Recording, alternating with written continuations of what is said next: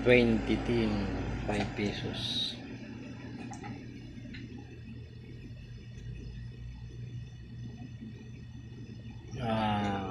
Parang medyo madalang ang year na to na rin.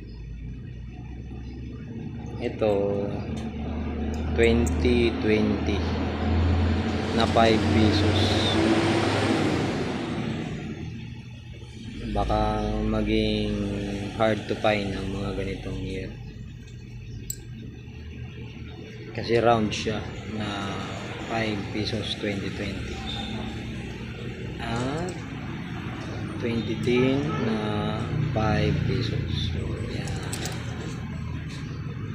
ito maganda to pang tabi. Maging hard to find ang 2020 na 5 pesos na round.